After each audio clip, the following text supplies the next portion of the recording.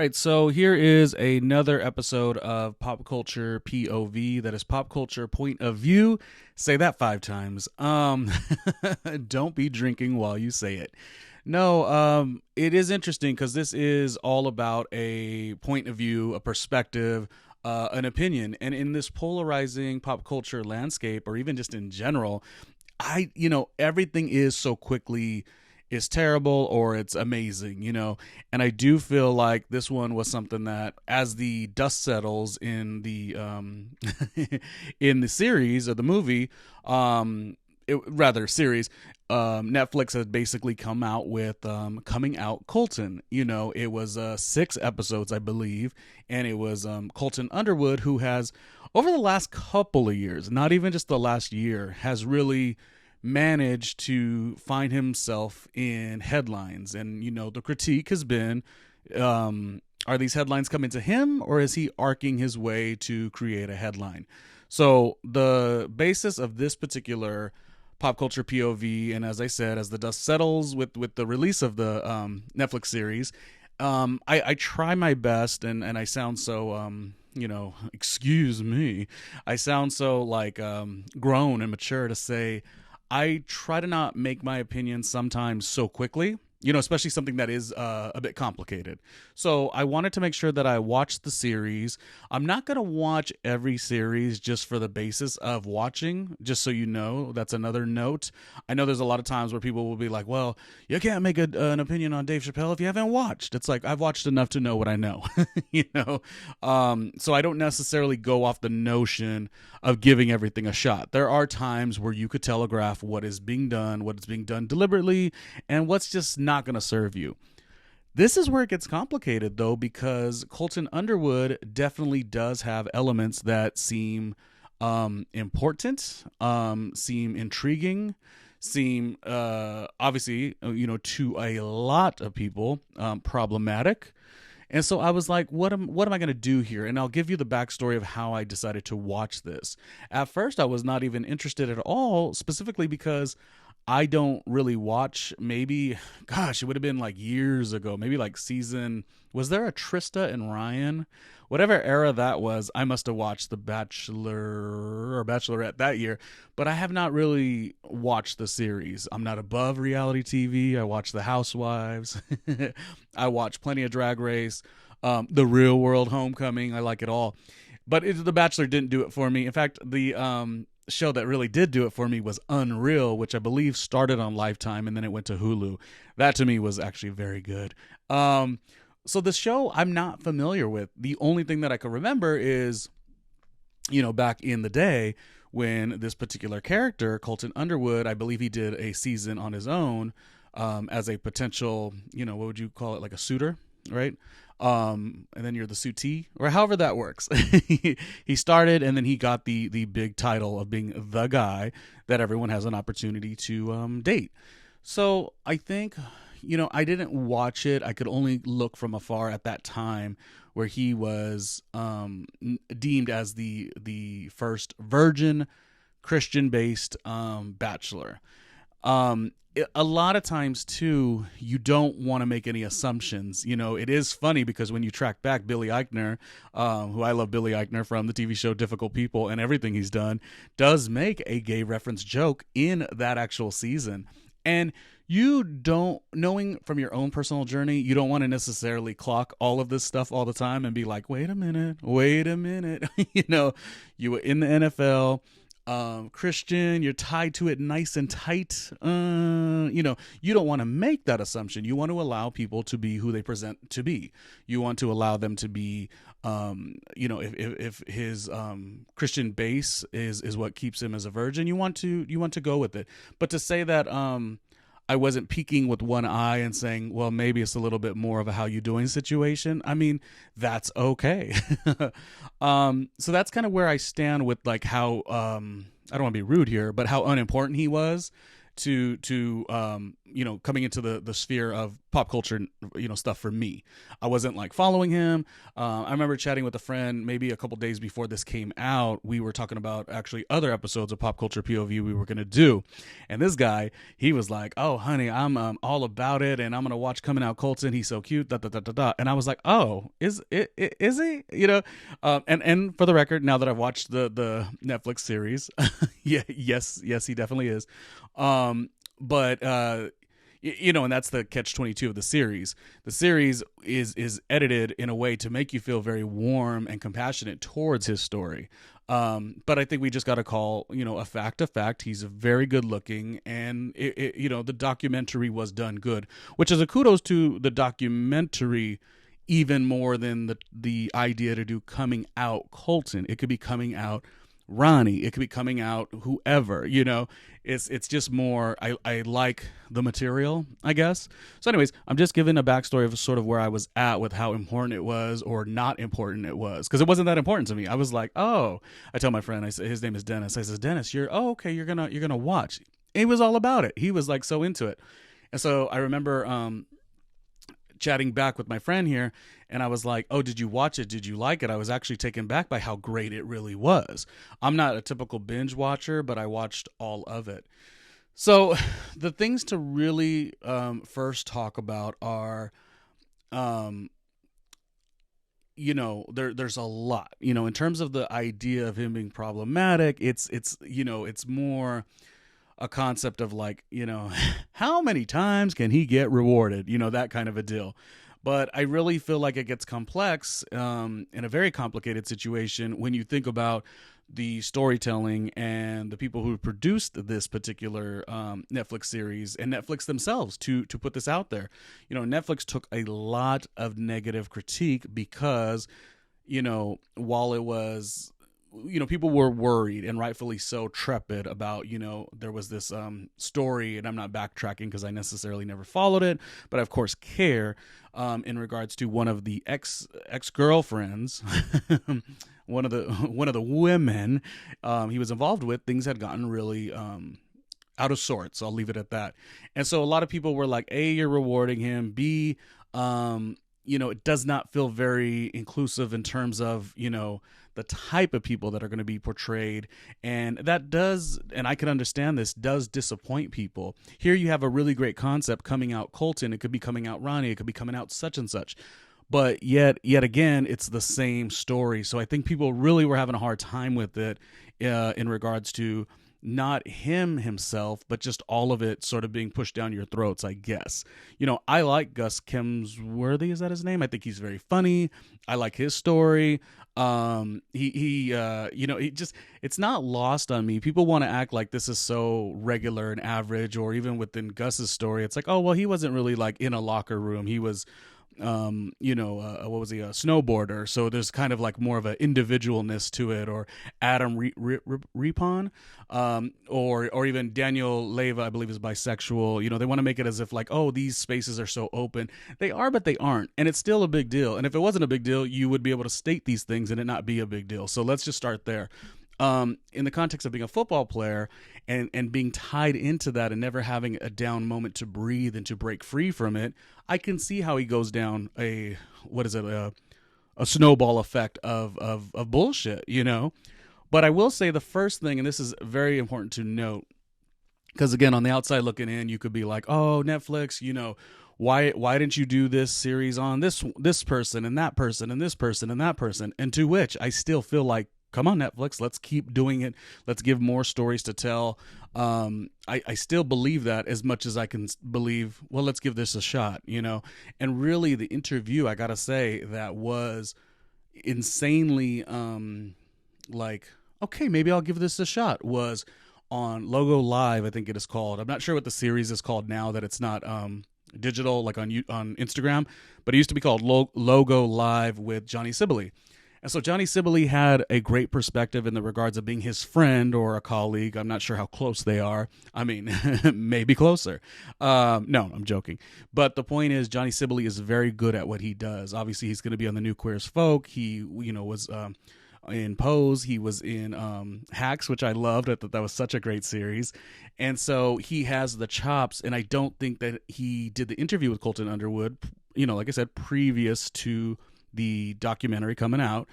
I think he had a very balanced way of being friendly, warm, encouraging, because you do want to encourage people within your community to be their best selves. How are we going to let people be our best selves if we oh gosh, it just gets so complex, right? Anyways, let's just leave it at that. Interview, Logo Live, Johnny Sibley asking the tough questions. I make it sound like he's Barbara Walters, asking the tough questions, but doing it in a way that I was like, oh, maybe I will give this a shot. Like I said, I was chatting with one of my friends who was all into it, and I was like, oh, I don't even know who he is. I was doing the Mariah Carey. I was like, I don't know her, had zero interest to watch Coming Out Colton. Zero. Didn't care at all. Good for him. He got a show. Amazing, I've worked in radio since 2002. Still don't have a show. My point is, it was just nothing that hit my radar until, luckily, through my YouTube algorithmic, I guess the content that I consume, I do like the series Logo Live. I think Johnny Sibley typically aims to be more funny and warm and cutesy, and the little jokes, is more his vibe. But let me tell you, when he could dip in and do something serious and get on that neck, like he was on his neck with the tough things.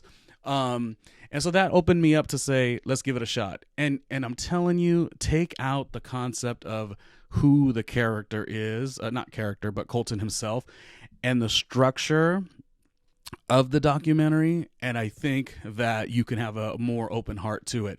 Will you watch it, specifically the Nashville episode? Oh my goodness.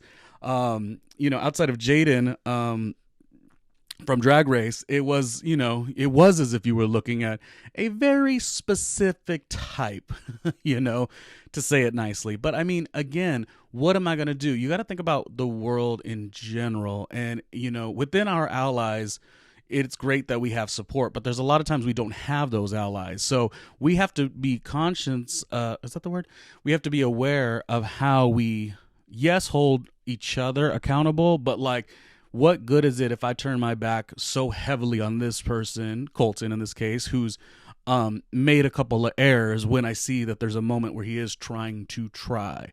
My thought process on this, and him specifically, if he's going to make more errors, he's going to show his whole ass again.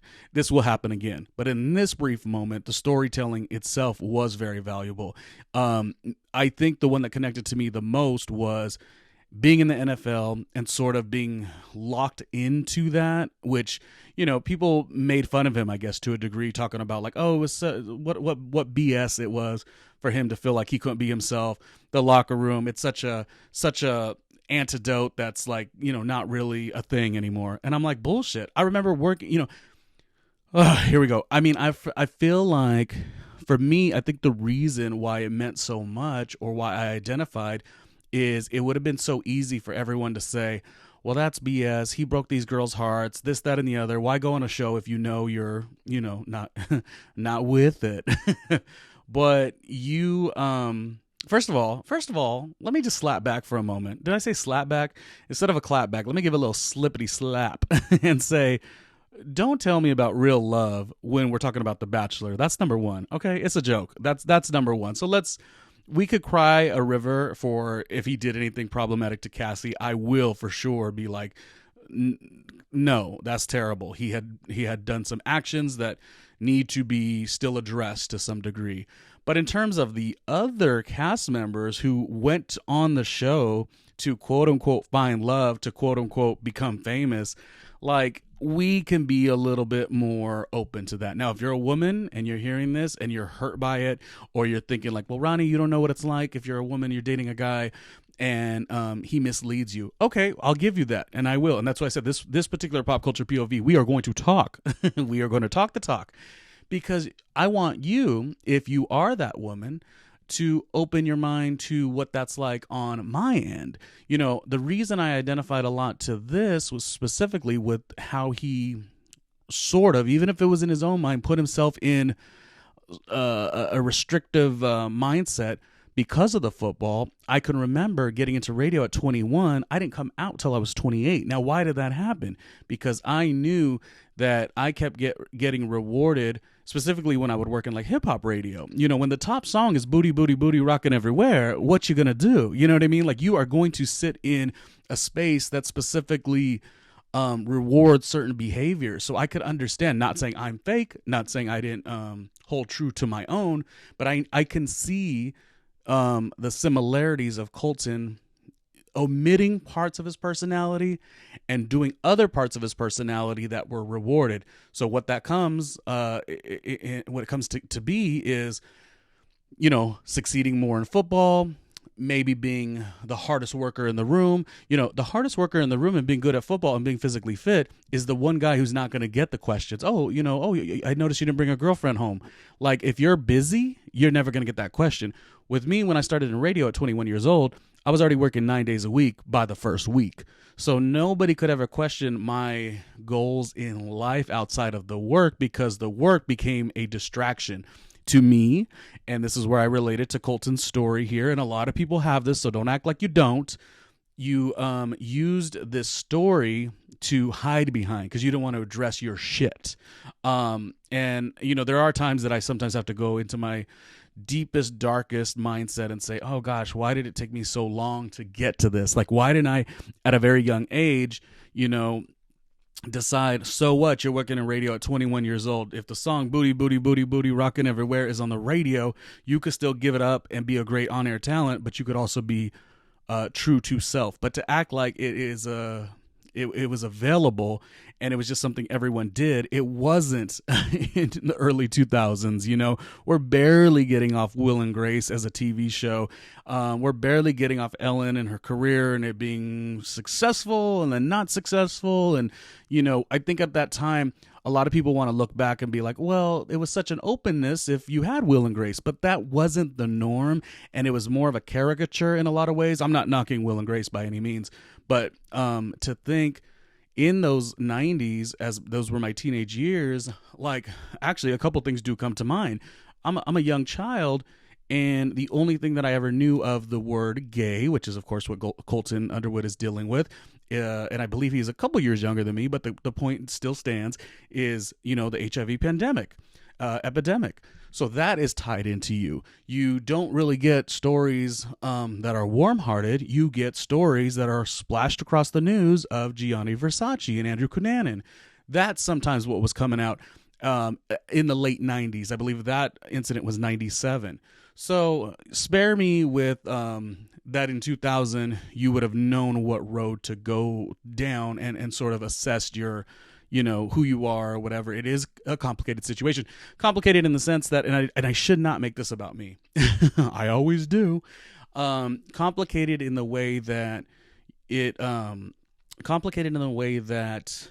when you lock in, like I said, he locked into football. And so there is a way where you can be yourself and omit yourself and no one gets hurt by it. And I only say that to say it took me till I was around 28 years old, because all my rewarding growth in my industry, so the love that Colton had for football is the love that I had for radio.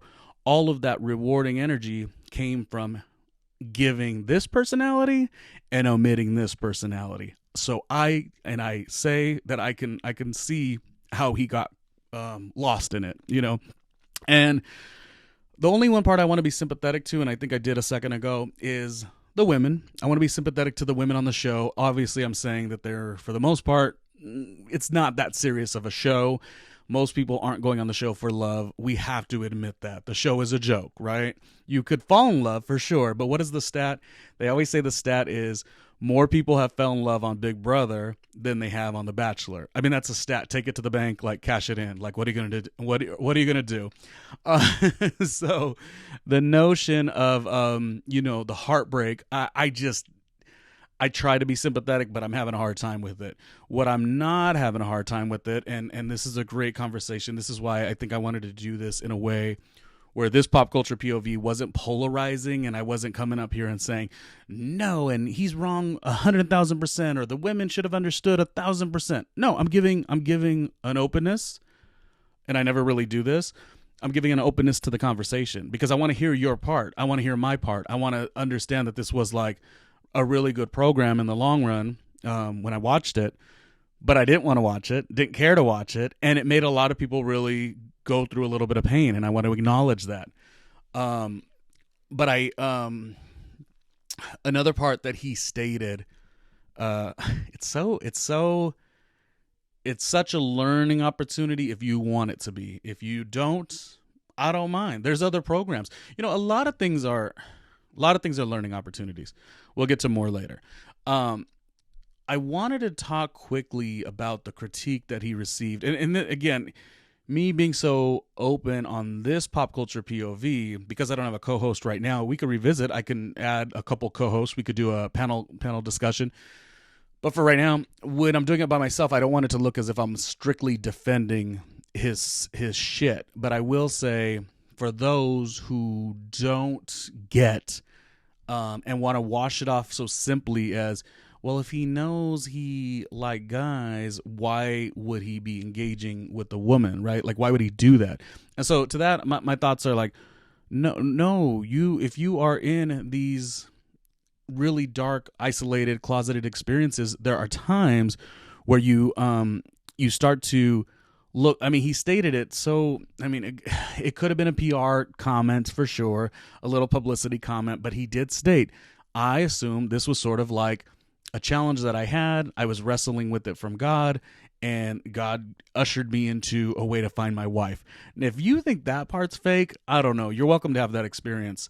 I don't think it's fake. I really, really don't. Again, I'm working in the radio industry when I was 26, 27, and I'm looking towards the only times I would not work 9 days a week, and I would sort of frolic and enjoy myself.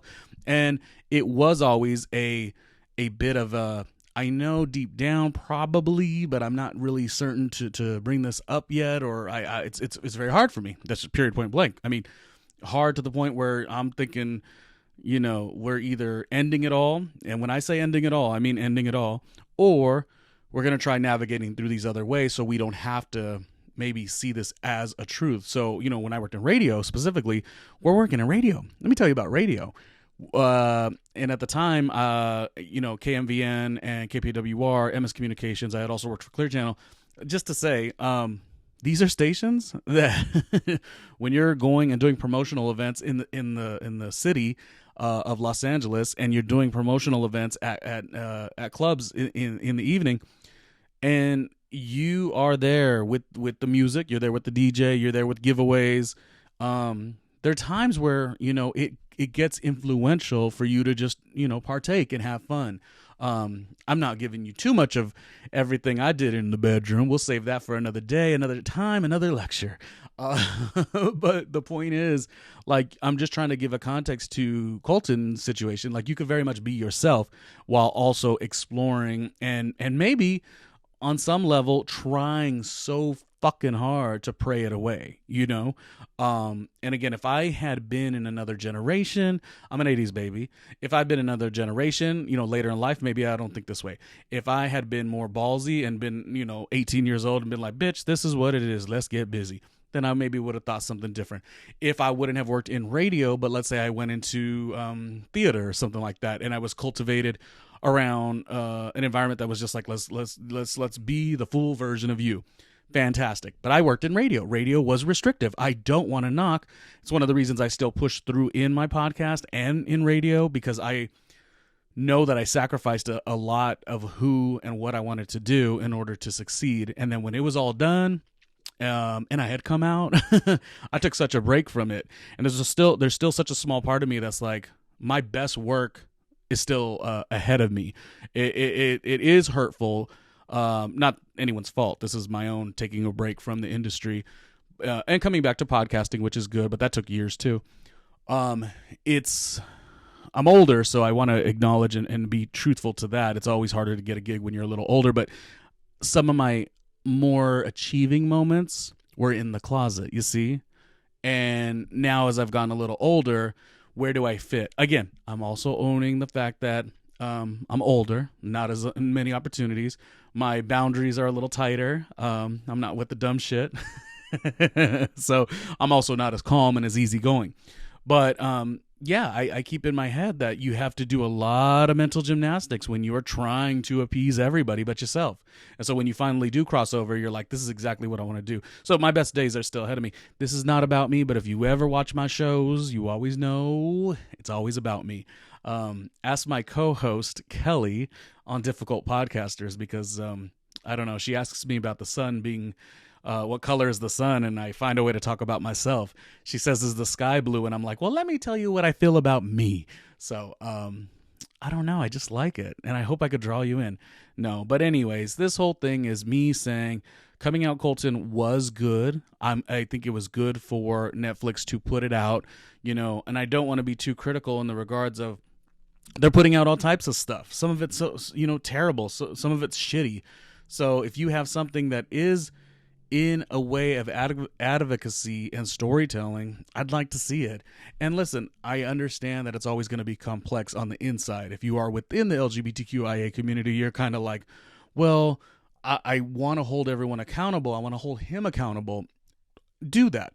But you also got to be, honest to know that sometimes within the community, you have each other. So really just have that grace. People think what they think about Jussie Smollett. I actually think opposite of a lot of people, and have followed his career for a very long time prior to him becoming this concept of a hoax that, again, I do not agree that he set forth the hoax. That is my opinion. That's based on listening to several interviews of his and following his work, and even the work that he's doing now on B-Boy Blues as a director, and where his intentions lie. Anyways, who cares? You can think what you want. I'm going to think what I want. This is not to argue about that. But I do feel what I feel. Everything adds up to the calculation of my feeling. We could do another episode on that later, but let's just break it down. And I'm not equating the two. Somebody like Colton Underwood and Jussie Smollett. But what I am saying is, let's be quick to have a little bit of grace within our own and within ourselves, because, accountable, yes, have a little bit of grace, because I got to say, on the outside, they don't, it's kind of like that concept of like, we love our allies, but outside of our allies, I don't know who this would be, but they don't really like any of the they make the joke, the alphabet mafia. They don't like any of it. So let's at least try our best to find ways to say, oh, was that a misstep? Can there be a redeeming quality? Gus Kemsworthy, maybe he could have turned that role down and it could have went to somebody else, where it could have had a little more diversity to the Colton Underwood story. I don't know. I just want to make sure that we have a little openness to having grace within our own, right? If mistakes are going to be made again and again and again, well, then mistakes will be made again and again, and we can be, specifically critical. I do find it odd that sometimes it feels like our mistakes, big or small, I just mentioned Colton Underwood, but I've also mentioned other things. It's like you misstep a smidge and it's a really, really big deal. I look at somebody with mental health issues, of course, but Kanye seems to push and push and push and push. Chappelle, push and push and push and push. And it just is always like, wow, all the chances certain people are given, and sometimes within our own, we're not given those chances. So without me even being a fan at all of Colton Underwood, didn't even register, didn't even be like, oh yeah, what a cutie. No, didn't even did. I mean, I think it now.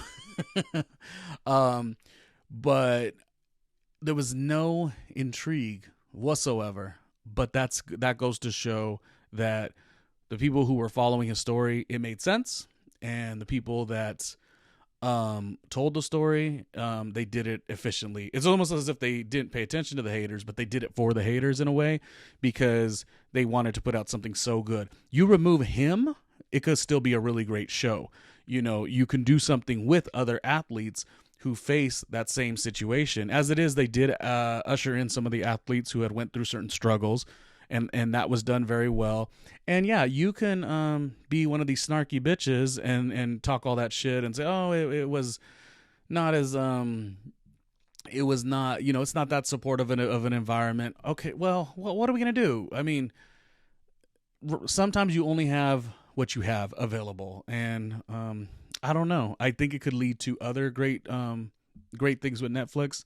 But I guess I could wrap up just because I enjoyed it. I did.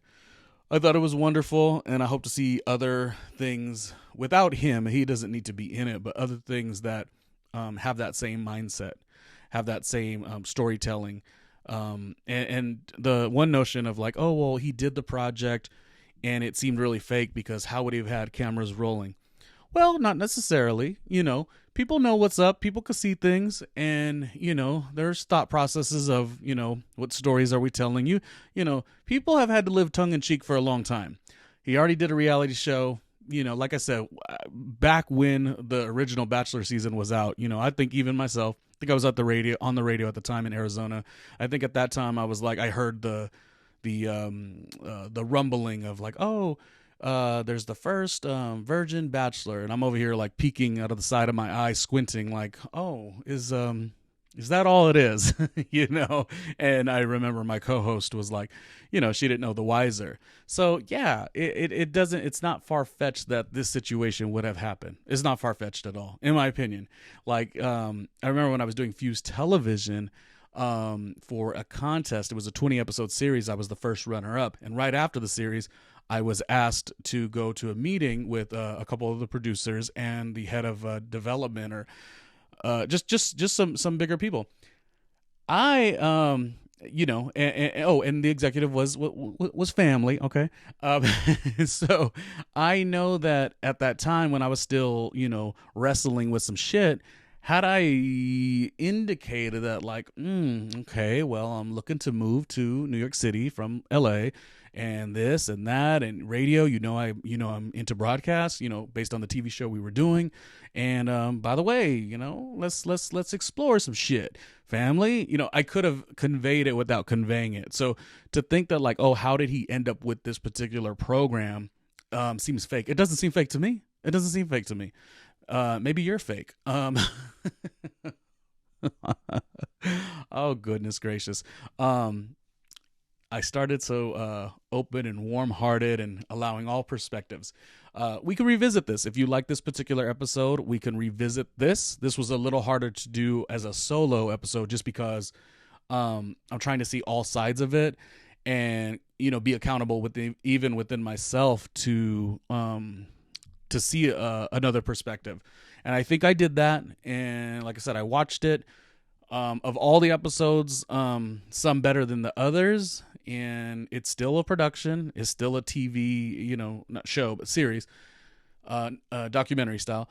And production is still there. So yes, you may have to suspend disbelief a little, but the overall intention was good. And I wish him well. And again, if he is going to do goofy shit later, as it's being said that he's done time and time again, specifically with the ex, then that will showcase later, and we'll be able to judge then. But for this body of work, I will say I liked it. That's it. Done. And this was Pop Culture POV, point of view. If you want to see and hear more rants, it's patreon.com/randomlyRonnie Jr., patreon.com/randomlyRonnie Jr., and both YouTube channels are youtube.com/randomlyRonnie Jr., and the other one, which is the archives channel from when I started radio in 2000, the early 2000s, as I always talk about, is youtube.com/Ronnie Media Page. Why did I say it like that? Ronnie Media Page. That one got discovered or developed back in the days when MySpace, you used to have your regular page and you had your artist page, or you had your singer page, or in my case, my media page.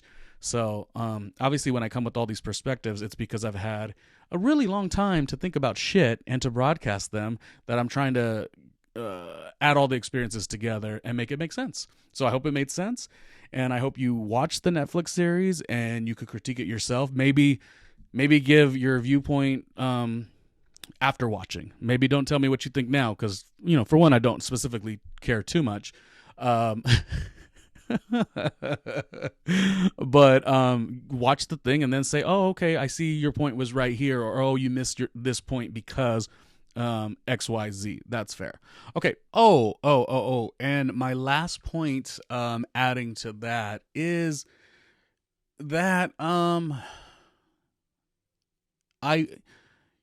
sometimes you worry so much about if you have a bias towards like-minded content. But again, I really think the thing is, maybe to a degree you do. We don't have it very much. It's like thinking about shows like Pose to claw into. It's like, those 3 seasons, I'm just like, and obviously Steve Canals is going to bring something new, but it's just, to have any of this stuff, it's so rare that I'm not saying there's a blinders on, but I want to make sure that all of our contributions to television, radio, film, they're great and they're accountable, but have a little bit of grace. I actually was thinking about how to end this episode, and I was like, does saying have grace cut it?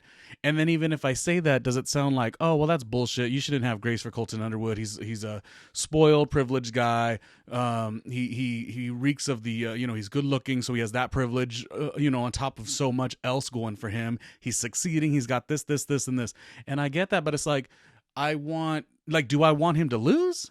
You know what I mean? And if it's not him, do I want somebody who is within our community? Do I want them to lose? So I thought it was very specific that I would end this particular pop culture POV and make sure I just added a little extra note here that really think it through. This has been the problem. I come from broadcast, as I said, in the early 2000s, where we didn't really care about a quick Twitter response. And so what ends up happening is when work comes out now, it's like, what is the response? And the response has to be, very tight. It has to be very like, I thought it was this, and this. Well, we're not allowing for nuance. We're not allowing for nuance. And for me, like I said, I look at, where Coming Out Colton will go. And if other, Amazon Prime could do something similar, Netflix did this, of course, something on VH1, MTV. There's more stories to be told. Too many times the gay character, the lesbian character, the non-binary, the trans woman, the masculine trans man also caricatures. So if we're having a moment, let's try to have that moment together, I think. I believe I'm wording that correctly. I'm seeing both sides of it. I'm seeing the side of don't like it just because, and to be critical, which, by the way, if you've heard my work, I'm always critical. I always tell people to be critical on me. For sure. Like, go for it. Like, don't be mean, but like, you are allowed to not agree with my perspective. That's the reason this show is called Pop Culture POV. And this was a complicated one. Like I said, I mentioned Jussie Smollett. I have an adoration for Jussie Smollett from way before any of this news had come into fruition. But, and whether I believe it or not, but like, again, maybe I will not feel this all year long, but as we are wrapping up a year, looking at 2021 and the contributions, good or bad, it's like, I guess the bigger thing is to say, like, I want for my community to do well. And I think that you would want that too. We come from a space of being so judgmental and, being swift with our jabs, but I hope that there's a little more hope for what we can do in unifying that. Even that, like, I'm necessarily never worried, having done radio for so many years, I'm not worried necessarily about saying something and not being the popular view.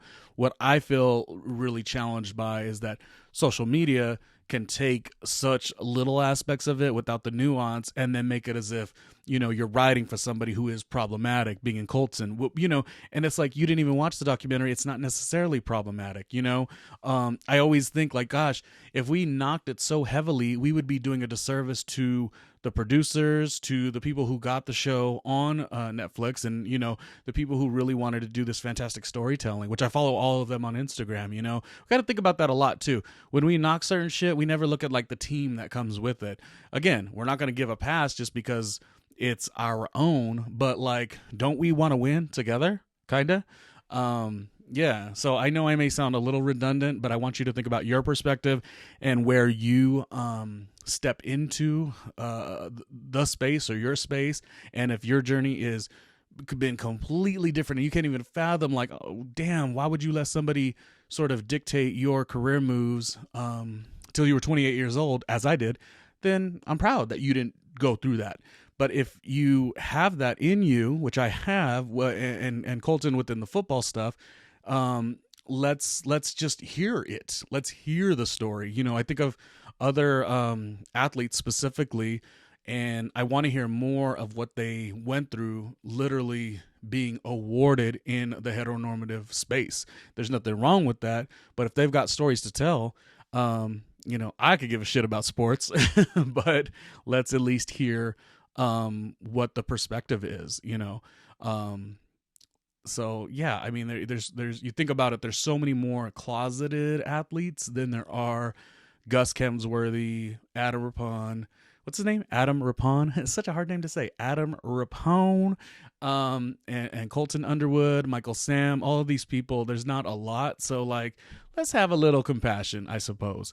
Dang, this is maybe the nicest I've ever been. No, I'm always nice. Oh man. What are you gonna do? Coming out, Colton. I hope you enjoyed it, and let me know your thoughts, I suppose.